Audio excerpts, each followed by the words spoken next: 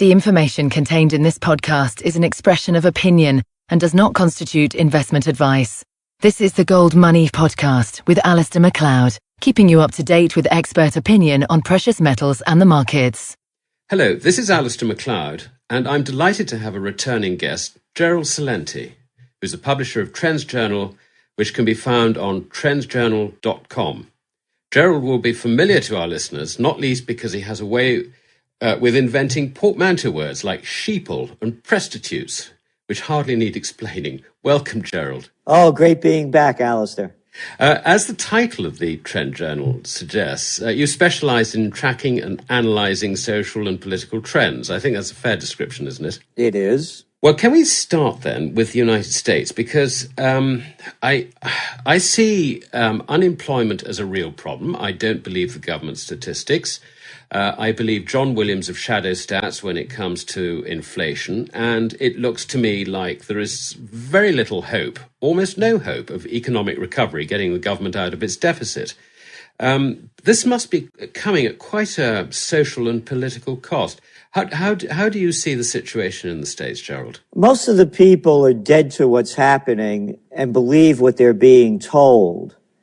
So, for example, the only reason there's any recovery at all, as we all know, it's an interest rate recovery, period, paragraph. You could borrow money at almost nothing. And if you're one of the too big to fail banks, you actually get it for nothing. As a matter of fact, the U.S. taxpayers subsidized the 7 largest banks who made $83 billion in profit to just about the tune of $85 billion last year by all the cheap money that they're giving to by the Fed. And it's the same thing virtually in all of the so-called industrialized nations.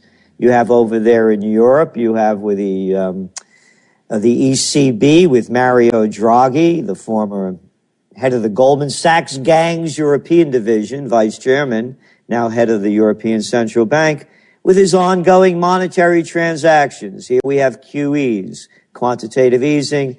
And as you well know, that over in Japan now with the new Prime Minister Abe, the Bank of Japan is also in the same game. So when you look at what happens back here in the States, it's a very, very, very simple story. The Federal Reserve has added more than $2 trillion to its balance sheets since the Panic of '08 began. Oh, and just a little side note, for any children listening out there, the Fed minutes came out 5 years later, of course, when nobody really gives a damn. And the Fed minutes showed that as the economy was unraveling in 2007, 2008, the officials missed it entirely. It's in the minutes. The same people that didn't see it coming are now the people that are fixing it. And of course, they're also buying up $85 billion a month of government crap and pumping the money into the financial system. So as long as the people in the country see that, they get their measly paychecks and they could stay on whatever government programs are out there, they're really dead to the reality that the only reason this is picking up is because of the quantitative easing and the cheap interest rates. I'll give you an example. You want to buy a new car? I got a deal for you. That's right. Step right up. Pick anything out you want from the lot. Don't worry about interest. I'm going to give you 60 months free. How's that? You look like a nice guy.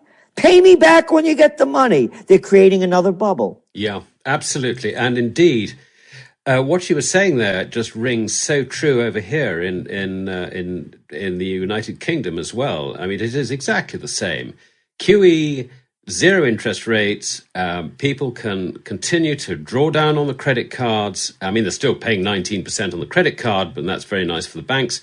But basically, nobody really knows. And your point about the same people in charge today as was in charge in 2007-8 and missed it entirely, that is also very, very true here. I mean, they completely missed it. So, this is a bit worrying because what you're describing, it seems to me, is actually a global problem, not a US problem. Do you think that this is partly because they go to their lovely G20 meetings and they all agree on a common policy and nobody wants to let the side down, so they're all making exactly the same mistake? Or am I being a bit pessimistic about that? Well, if there's an Illuminati, the un-Illuminati are running it, as it clearly shows. No, it's just a takeover. It's a takeover. Yeah. And people better grow up about this. It's a takeover. Here, the United States. You have the too big to fails. They used to control about 55% of the action before the panic of '08. Now they control 80%. I'm going to read something to you to show you how badly the game is rigged. We have Attorney General over here, Eric Holder. I was going to ask you about him because he made a very interesting statement, didn't he? I mean, do carry on. Yes, as a matter of fact, it should be Eric Himmler Holder, because he's also in favor of droning anybody to death, American citizen, on our soil as well. Or not quite that out front about it, but the implication is clearly there. At the same hearing, when he was talking about drones away, here's what he said about no one, not one person, not one head rolled in the financial crisis in the United States, just like over there in the UK and the rest of the world with the LIBOR scandal. But here's what he had to say. He said, I am concerned that the size of some of these institutions, meaning the banks, becomes so large that it does become difficult for us to prosecute them when we are hit with indications that if we do prosecute, if we do bring criminal charges, it will have a negative impact on the national economy, perhaps even the world economy. I think that this is a function of the fact that some of these institutions have become too large. It's a staggering statement, isn't it? It's absolutely amazing. So what he is saying is that the Fed is frightened of its charges. No. What he's saying is he's a flunky for the bankers. And they won't prosecute them. But you don't jaywalk, don't have one drink too many, or don't be 15 minutes late on paying your taxes. Because they're going to nail you. It's a takeover. It's a global takeover. Let's make this really simple. What they call austerity measures. What a polite word. I got an austerity measure for you. Here's what the deal is. I'm a banker. I'm a wanker. I'm going to make a lot of bad bets. I'm going to stretch myself all over the place to get as much money as I can, and I don't care who I loan it to. And then, when you can't pay it back, here's what we're going to do. Screw the taxpayers. Get every damn nickel you can from them. We'll call it privatization. Isn't that a polite word? We're going to take the most valuable assets of your public lands, your public properties, and your public resources, and we're going to sell them to our friends because we don't like taking losses. Yeah, there's an acceleration, isn't there, of the sequestration of citizens' property. And governments are protecting themselves first and foremost, and they care about their citizens secondly, or not at all in some cases, I suppose. So but can I just move on a little bit? Because one of the things I remember when we spoke back in New York, which must be, about 18 months ago, you warned me that the Arab Spring was the start of something which is going to be very, very serious. Now, since then, we've had Libya, we've had Egypt. I think Tunis was just about happening when we met in New York, and everything in the Middle East and the Maghreb has gone very, very sour. And I think I just don't know what the exit on this is. I mean, is there a willful destruction behind this by the big powers? I mean, you know, they've ended up in Egypt with another Mubarak, as you point out in your TrendsJournal. What's your view on this, Gerald? Well, what we said, and of course we had forecasted in the TrendsJournal before it happened, is this wasn't an Arab Spring. That was polite language for revolution. Yeah. It's very simple. And the same thing is going on in Europe. Far too few have much too much, and way too many have much too little. You have over there what do you have, 90 million people living in Egypt. They're lucky to be making between $4 and $10 a day, while the crooks at the top of the pyramid are scamming all the dough. Same thing in Tunisia, same thing around the world. So what you're looking at, again, when you have the indignados taking to the streets in Spain, when you see riots virtually every day now in Greece, how many hundreds of thousands took to the streets in Portugal? It's class warfare. And what the United States and the other imperial powers, like the UK, Germany, and France, they can't get over their colonial trips. Isn't it wonderful? All of a sudden, France is back in Mali. Hey, Alasdair, couldn't be because they pulled out 50 tons of gold there last year. Oh no, the French can't get over that French Sudan trip that they've been on since the 1890s? And what about Libya? Wasn't that a wonderful humanitarian mission? Yes. Couldn't be because of the oil, could it? Or it was the sand, the quality of the sand that they have over there. No, it's imperialism, and you have a bunch of psychopaths in charge. Yep. And that's what nobody wants to call a spade a spade. These are a bunch of sick people, and General Dwight D. Eisenhower warned the American people of this before he left office. 5-star general, supreme commander of the Allied forces, not one of these little chicken hawks like Cameron or Sarkozy or Hollande or Bush or Obama that never fought a day in their lives. This is the guy that ran the supreme commander of the Allied forces during World War II, warns the American people that the military-industrial complex is taking over the nation. Here we are. Love Afghanistan. Wonderful job, wasn't it? Hey, how about that Iraq war? Only cost $1 trillion, killed 1 million people, poisoned the place. Oh, and that lovely humanitarian mission in Libya. Wasn't it beautiful? Yeah. It is amazing. I couldn't agree more. And Syria. I mean, what the hell's going on in Syria? They don't seem to have quite got the courage to go in there. I mean, thank goodness they haven't. Presumably that's because the Russians are watching Syria very, very closely, and it's just getting a bit too close to them for global comfort. I mean, do you have a view on Syria? Yes, it's more of the United States and NATO trying to destabilize the nation and keep it into its grips. When you look at Syria, who's there? Who is Syria's ally? Couldn't be Iran, could it? No, not possibly. No. Yeah. Oh, of course, we also forgot to mention Yemen and Bahrain. Don't say anything bad about Bahrain, though. They could slaughter and torture all the people they want because, hey, after all, the United States has its 5th Fleet Station there. And it's the same puppet government the Brits put up there, you know, during the Great Game days. So going back to Syria, it's Syria, the only port in the Mediterranean that China and Russia could go into. They're the biggest ally of Iran. They also are a supporter of Hezbollah in Lebanon. And let us not forget that the Israelis lost against Hezbollah in Lebanon back in the day of, I believe it was 2008, if my history serves me properly. Yes. So they want him out of there. And I love this crap about these brutal dictators. Hey, don't call the emir over there of Bahrain a dictator, or the United Arab Emirates. Hey, and don't call the king a dictator. I'm sure you read your fairy tales. Kings are nice. They're good. Dictators and autocrats are bad.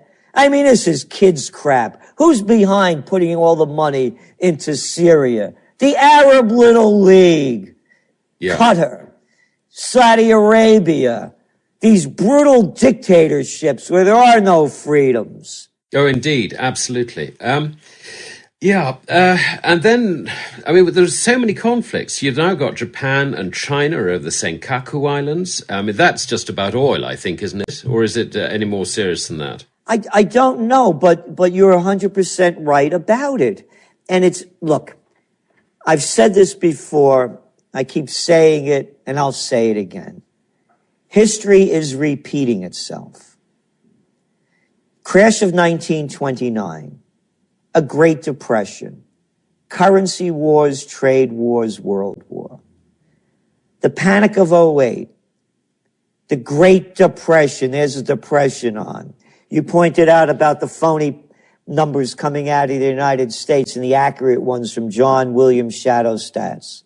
There's a depression in Greece. They don't call it that. Oh, it's only 27% official, over 50% unemployment among youth in Greece and Spain, and averaging throughout the Eurozone about 28%. And then, of course, the same high numbers of unemployment in Portugal, Italy, Slovenia, Romania, Bulgaria. It's a depression. Yeah, Ireland. I quite then agree. You have the currency wars. The currency wars are going on. You heard Abe, the new prime minister of Japan. What did he say? There's a currency war. What did he do? He devalued the yen, lost 20% since he came into power in December. Oh, and by the way, gold prices are going down. Not if you live in the UK and Japan. No.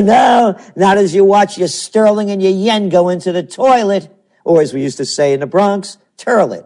Yeah. And so now you have gold prices going up against the weak currencies, which, by the way, is the major message to watch before I continue going on, history repeating itself, is that this is the debasement of currencies. You can't keep printing cheap crap and not debase the currencies, whether it's the euro, the dollar, the yen, the yuan, or the pound sterling. So now you have currency, you have the Panic of '08, the Great Depression, currency wars. Abe says there's a currency war. Montega of Brazil says there's a currency war. Mervyn King of the Bank of England, a currency war. Axel Verba, the former head of the chairman of the president of Bundesbank and now head of UBS, there's a currency war. As you well know, there was the G20 meeting. The major issue was the currency war. And now you're asking about Japan and China. It's world war. You talked about what was going on in Syria, what's going on in Yemen, what's going on in Libya, what's going on in Bahrain, and all of the social unrest throughout Europe. It's war. They're leading us to war. When all else fails, the money junkies, the psychopaths, take you to war. Yeah. Now, I think it's you're absolutely right, demonstrably on that. But these are all external wars. We now have a situation, I think, as you pointed out earlier, that governments are beginning to turn in on their own people just so that they can survive. Now, as that increases, that's going to develop civil unrest, internal unrest a lot more. Do you think there is going to be a switch in 2013 from that external emphasis towards, if you like, an internal or domestic emphasis in these major hotspots? In some countries, yes. In other countries, no. In the United States and the UK, I would say no. And I'll tell you why. Processed food, processed bodies, processed minds, processed news, and you have a processed population. They're dead.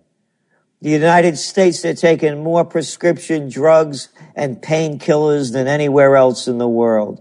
The UK isn't far behind. Look what the people look like. Look what they watch. Look who they listen to. So in those countries, no. But in more advanced societies where people still have courage, where they still don't eat a lot of crap, and they care about what they put into their bodies, what they think, and what they watch, I believe there's going to be revolutions. And when you're looking at Italy, I think you're seeing the beginning of it. And when you look to Germany, I think you're going to see another part of it. And when I think you start looking to Greece and to Spain, you're also going to see more of it. No, I think that's interesting, and I cannot disagree with it. I can't fault your logic.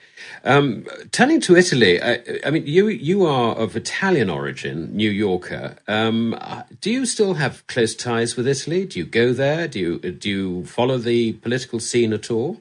Oh, very closely. As a matter of fact, I dated an Italian woman for many years, so I used to go back and forth.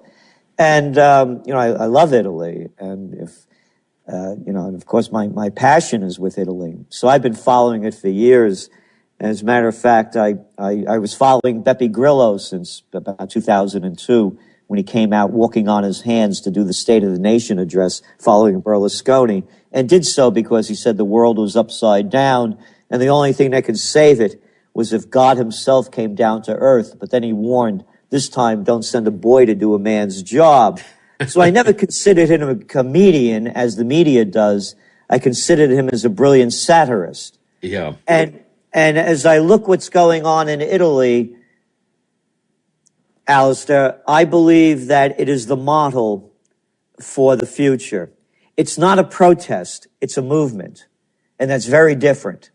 People go out to the streets and protest, and then they go back after it's all over, or else the government falls.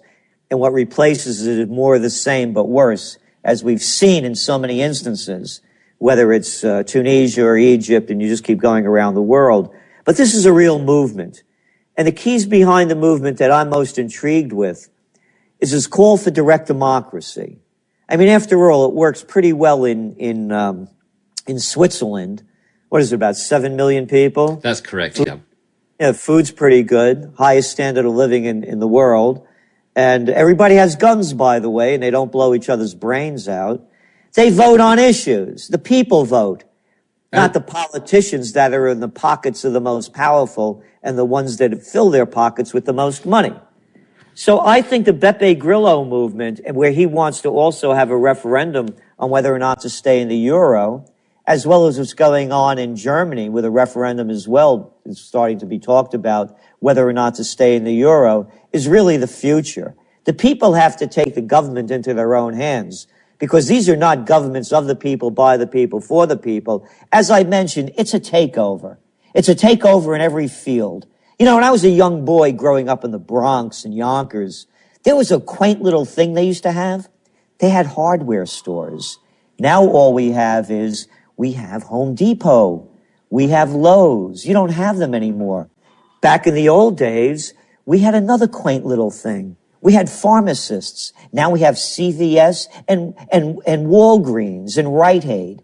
We had something else. We had mom and pop shops. Now we have Walmarts and Targets. It's a takeover in every field. And then when you look at Italy, look at all of the small businesses, of course, now that are going out of business. Why do people love going to Italy so much for? Oh, it couldn't be because of the fine food and the lifestyle. And you only get that lifestyle by not working for the corporate man and making $62.50 a week stocking shelves and getting a hernia and then being thrown into the ditch after you're no good anymore. So I believe that what's going on in Italy is a model to follow. That's interesting. And it's very hard to see how the Eurozone can stay together with such a big fundamental democratic change being imposed on the government. And I was interested in what you're saying about Switzerland, because I've long shared your view about Switzerland, that its strength is that the politicians have their power limited. And I was actually told by a politician, the worst place to be a politician is Switzerland, which to me recommends it. So, of course it does, yeah. Now, I think what I see, and I'd be interested in your comments, what I see is the collapse of the purchasing power of paper money. Now, one of the really important things about such an event is the effect on food prices and the effect on energy prices. And that, I would have thought, is very, very destabilizing. Can you say a few words on that subject for us, Gerald? Yes. I don't see it. In some areas, I see inflation, as you're mentioning, with food and energy. And right now, of course, we're seeing a little bit of a dip in gold prices, but it is supply and demand. And when you look, for example, at what's happening in China, You're seeing the numbers coming out for the beginning of the year, softer than expected. And you're seeing slowdowns basically in most parts. But the only reason, again, is that any of this is being held up is by the economy, that is, held up is because we're being held up. And that is that they're printing all of this money. Now, I believe there's going to be inflation, but more significant to me, and again, this is only the way I see it. Our motto at the TrendsJournal is think for yourself. I believe that prices are going to go up because the value of the currency is going to go down, as evidenced, as you're seeing, as these currency wars keep heating up. As I mentioned, the yen has lost 20% of its value since December. Yeah, and sterling has lost 9% since the 1st of January. Exactly. So now that's why it's costing more. It's not because the prices are going up. It's the value of the currencies going down. So whether it's Japan, the UK, or Zimbabwe, it costs more when you have debased currencies to buy that pound of coffee. And so, yes, there will be inflation, but inflation in terms not because of demand, because I do see demand declining in a number of fields. For example, in Australia, in Canada, you're looking at Canada's exports. They're down. And the natural resource exporting countries, they're exporting less because demand is slowing down in China and other major countries that are the manufacturers. So I believe that it's going to be inflation by whatever name you call it, but it's going to happen because of debasement of the currency and continuation of printing all of this cheap money not worth the paper it's not printed on. I think that's a very important point. So just to say what you're saying another way around, essentially what's happening is that money is going down rather than goods are going up. But the way in which traditionally governments have managed to stop that process from getting out of control is to raise interest rates. But if we raise interest rates now, governments are in trouble, banks are in trouble. That option, I would have thought, is not on the table, is it? No, and that's the whole thing. At some point, they're going to have to raise interest rates. Alasdair, I just bought 3 buildings. I'm in Colonial Kingston, 2 hours north of New York City. It was the first capital of New York. For Europe, this isn't old, but here it is. I just bought 3 buildings that predate the Revolutionary War. Here's the interest rates I got. 2 of them were commercial, 3.2%. 3.2%. Amazing. That's commercial loan. Another one locked in for 15 years at 2.875. That's going to be a no-brainer because John Williams reckons that inflation is running at 9%. Exactly. And the debasement of the currency, I'm going to be paying back with cheaper money. Yeah. So that's why I'm doing it. I'm not doing it because I'm a real estate speculator. It's because I love where I live. I love where our business is. And these are beautiful buildings that I want to restore and put them in better shape. So when I pass on, they're there for future generations. So, what I'm mentioning to you this about is because of what's keeping the game going. As I mentioned, you want to buy a car? I'll give you 0 interest rates. You want to buy a building or a residence? I'll give you hardly any interest rates. So at some point, this is going to have to go up. And when it goes up, the bond market crashes. We're going to see an implosion worse than anything we've seen before. But don't worry about it. You will not, I guarantee you, mark my words, you will not be talking about it. Yeah. And I'll tell you the reason why. Because we're going to be in war. Yeah, that's the trouble. That's the trouble. It's the social trends underneath which hide or justify everything that happens on top. It's very much Hayek's road to serfdom, isn't it? I mean, that was the game plan. That's it. Yep. That's it. You can follow history. The crash of 29, Great Depression, currency wars, trade wars, World War. The Panic of '08, The Great Depression, currency wars, trade wars, world war. It's history repeating itself. The names have changed. The players are the same. The money junkies. The money changes. It's all it's about. And the psychopaths. And there's one in a country near you. You could call him prime minister, chancellor, or president. Absolutely. Well, Gerald, it has been a delight, as always, to speak to you. A delight because I like speaking to you, not because I like hearing your message, which unfortunately I find I cannot demolish. But we must do it again in the not too distant future. And I would like very much to thank you, Gerald, for coming on. And I hope that our listeners do have a look at the Trends Journal and the website, which is trendsjournal.com. Thank you again, Gerald. Well, thank you. Always good being on with you. Subscribe to the Gold Money newsletter at www.goldmoney.com to receive email updates on new articles, videos, and iTunes podcasts from our Gold Research section.